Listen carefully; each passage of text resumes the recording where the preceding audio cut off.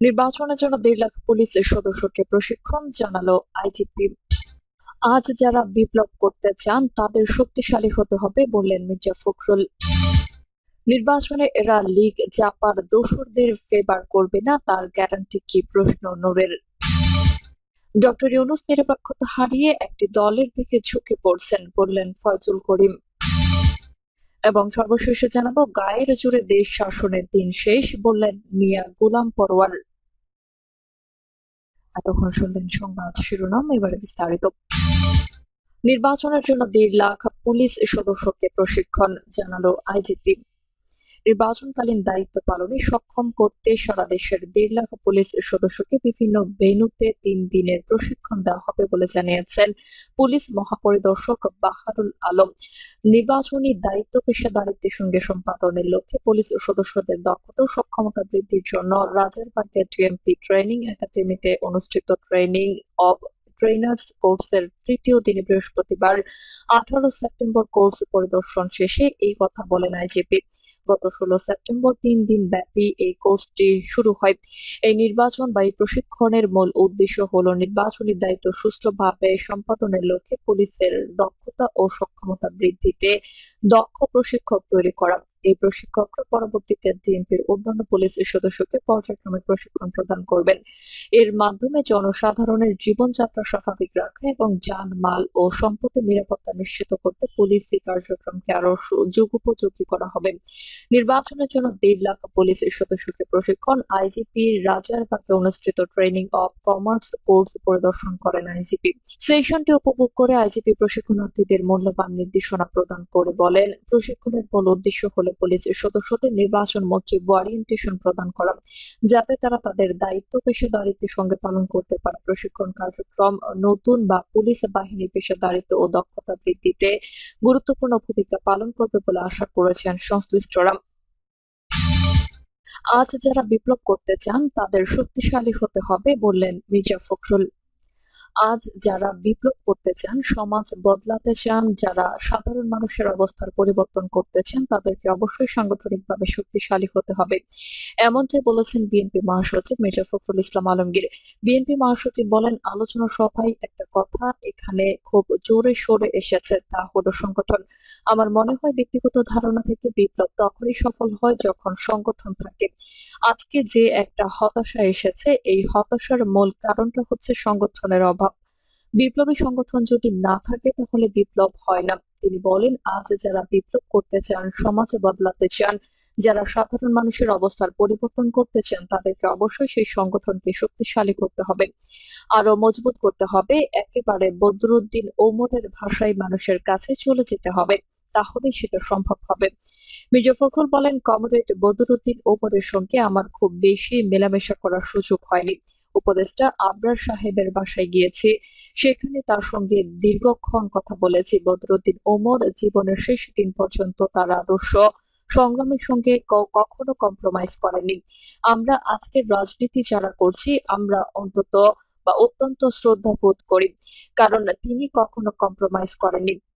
আর যারা নতুন প্রজন্মের, তারা ওমর সাহেবের কাছ থেকে কতটুকু নিতে পেরেছে সেটা আমার ঠিক জানা নেই। গায়ের জোরে দেশ শাসনের দিন শেষ, বললেন মিয়া গোলাম পরওয়ার। জামাতে ইসলামী সেক্রেটারি জেনারেল অধ্যাপক মিয়া গোলাম পরওয়ার বলেছেন, গায়ের জোরে দেশ শাসনের দিন শেষ হয়ে গেছে। বিরোধী দলকে দমন করে আজীবন ক্ষমতায় থাকার স্বপ্ন যারা দেখেন, সেই দিন শেষ হয়ে গেছে। সাহস থাকলে গণভোট দেন, জনগণের রায়ের প্রতি আমরা শ্রদ্ধা রাখি। গায়ের জোরে কিছু ঠেলে দিয়ে চলে যাবেন, তা হবে না। মিয়া গোলাম পরওয়ার বলেন, গুরুত্বপূর্ণ সংস্কারগুলো বাস্তবায়ন না করে বিদ্যমান রাষ্ট্র কাঠামোতে যদি আবার নির্বাচন হয়, তাহলে আর একটি হাসিনার জন্ম হবে, আর একটি ফেসিবাদের জন্ম হবে। বাংলার মানুষ তা হতে দেবে না। তিনি বলেন, যখনই পিআর পদ্ধতির কথা বলি তখনই আপনি সংবিধান দেখান। সংবিধান মানলে তো আপনি যে চেয়ারে বসে আছেন সেটা অবৈধ। সংবিধান মানলে তো শেখ হাসিনার সংবিধান অনুযায়ী 24 এরপর 5 বছর পর 29 সালে নির্বাচন অনুষ্ঠিত হওয়ার কথা। তাহলে 26 সালের ফেব্রুয়ারিতে নির্বাচনের কথা কেন বলছেন? অধ্যাপক মিয়া গোলাম পরওয়ার সরকারের উদ্দেশ্যে বলেন, আমাদের দাবি পিআর মানতে হবে। সার্ভেতে 70% মানুষ পিআর এর পক্ষে সমর্থন জানিয়েছেন। ঐক্যমত্য কমিশনে 31 দলের মধ্যে 25টি দল পিআর এর পক্ষে রয়েছে। একটি দলের কেউ কেউ বলেছেন, পিআর খায় না মাথায় দেয়। কোন রাজনৈতিক ব্যক্তিত্ব এটা বলতে পারে না। তাই পিআর বাস্তবায়নের জন্য গণভোট দিন। রায় পিআর এর পক্ষে আসে নাকি বিপক্ষে আসে যাচাই করুন। তিনি বলেন, জনগণ যদি নির্বাচনে এরা লীগ জাপার দোসরদের ফেভার করবে না তার গ্যারান্টি কি? প্রশ্ন নূরের। আসন্ন ত্রয়োদশ জাতীয় সংসদ নির্বাচনে সুষ্ঠুভাবে সম্পন্ন হওয়া নিয়ে সংশয় প্রকাশ করেছেন গণ অধিকার পরিষদের সভাপতি নুরুল হক নূর। নিজের ফেসবুক পেজে দেওয়া এক পোস্টে এই সংশয় প্রকাশ করেন তিনি। ফেসবুক পোস্টে বলা হয়, 29 আগস্ট গণ অধিকার পরিষদের কার্যালয়ের সামনে সেনাবাহিনীর মধ্যে থাকা হাসিনার এজেন্টদের বর্বরোচিত হামলার বিচারহীনতার 21 দিন। 2007 সালে তারেক রহমান 25-এ নুরুল হক নূর সামনে আর কে?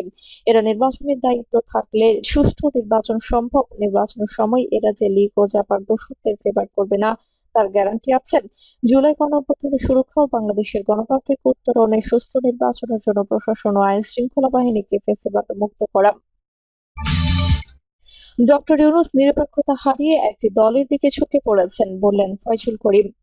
ডক্টর মোহাম্মদ ইউনূস তার নিরপেক্ষতা হারিয়ে কোনো একটি রাজনৈতিক দলের দিকে ঝুঁকে পড়েছেন বলে মন্তব্য করেছেন ইসলামী আন্দোলন বাংলাদেশের জ্যেষ্ঠ নায়েবে আমির সৈয়দ মোহাম্মদ ফয়জুল করিম।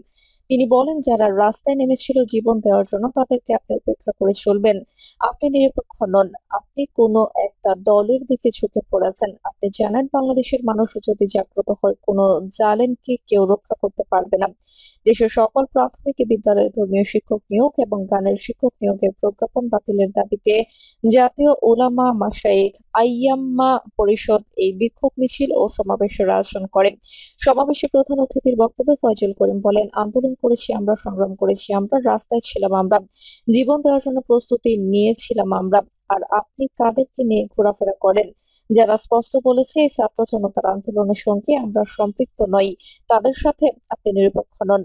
আপনি কোনো একটা দলের দিকে ঝুঁকে পড়েছেন। প্রাইমারি স্কুলে গানের শিক্ষক নিয়োগের বিষয়ে সমাবেশে তিনি বলেন, আজকে প্রতিটা প্রাইমারি স্কুলে গানের শিক্ষক নিয়োগের প্রজ্ঞাপন জারি করা হয়েছে। এটা তো আওয়ামী লীগের এজেন্ডা ছিল, কিন্তু আওয়ামী লীগ এই দেশের মুসলমান এবং ওলামায়ে কেরামের আন্দোলনের কারণে এটা বাস্তবায়ন করতে পারে নাই। তাহলে বোঝা যাচ্ছে শেখ হাসিনা চলে গেছে, কিন্তু তার আদর্শ বাস্তবায়নের জন্য দোসররা এখনো ঘাপটি মেরে দেশের বিভিন্ন স্থানে বসে আছে। ফয়জুল করিম বলেন, আপনাকে সুখে থাকতে ভূতে কিলায় কেন? আপনি ভালো মানুষ, শিক্ষিত মানুষ, আমাদের দেশের গৌরব। আপনি ভারতের এজেন্ডা পালন করবেন কেন? এই গান ভারতের কৃষ্টি কালচার সংস্কৃতি, এটা বাংলাদেশের মানুষের সংস্কৃতি নয়, বরং এটা আমাদের জন্য হারাম। সুতরাং কোনো অবস্থাতেই জাতীয়ভাবে হারাম চাপিয়ে দেবেন না। দেশের তৌহিদি জনগণ এটা সহ্য করবে না। ইসলামী আন্দোলনের শীর্ষ এই নেতা বলেন, গান বাংলাদেশের জাতীয় শিক্ষা নয় এবং এটি মুসলমানদের জন্য হারাম। তিনি এই প্রজ্ঞাপন বাতিলের দাবি জানান এবং হুঁশিয়ারি দেন যে যদি এরপরও গানের শিক্ষক নিয়োগের দুঃসাহস দেখানো হয় তাহলে বাংলাদেশের জনগণ ঐক্যবদ্ধভাবে তার জবাব দেবে। তিনি আরো বলেন, আমাদের ধর্মীয় শিক্ষা জাতীয় শিক্ষা, যেহেতু ধর্মীয় শিক্ষায় শিক্ষিত না হলে কোনো মুসলমানই হতে পারে না, কাজে জাতীয় শিক্ষা হওয়া উচিত ধর্মীয় শিক্ষা। তাই প্রত্যেকটা প্রতিষ্ঠানে ইসলাম শিক্ষার শিক্ষক নিয়োগ দিতে হবে। যদি নিয়োগ দিতে না